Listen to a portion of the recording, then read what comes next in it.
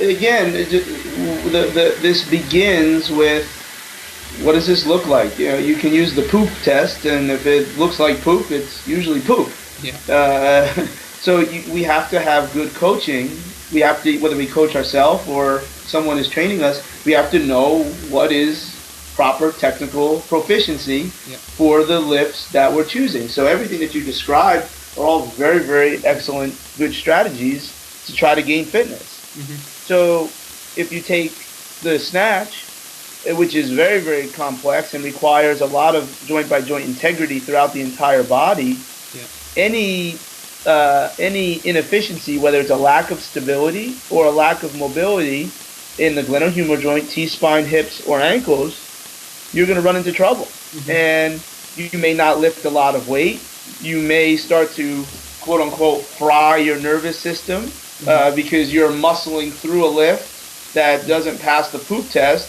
You become sympathetic dominant, whether you have pain or not, and then you become overtrained very, very quickly.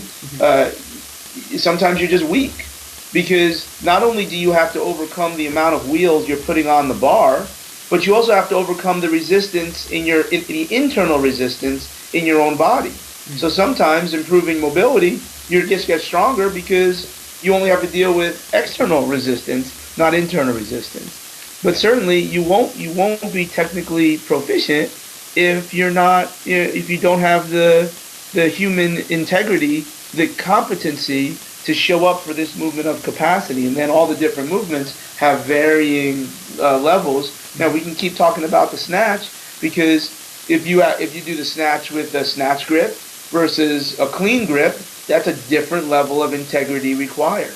If you're looking to do a deep catch, so you're going to do a squat snatch, meaning you catch it all the way in the bottom of your deep squat, clearly this requires different levels of mobility than if you're going to do a hang snatch, or a power snatch, where you catch it, fairly high, just above the athletic position. Mm-hmm. If you're going to snatch off the floor, that's much different than a hang snatch. So you must start with what is technical proficiency of your fitness lift, and then if it looks good, you're nailing it, you're probably nailing it. If you're not, then we got to look at the mobility-stability continuum and see where I'm missing and where I'm leaking any kind of stability.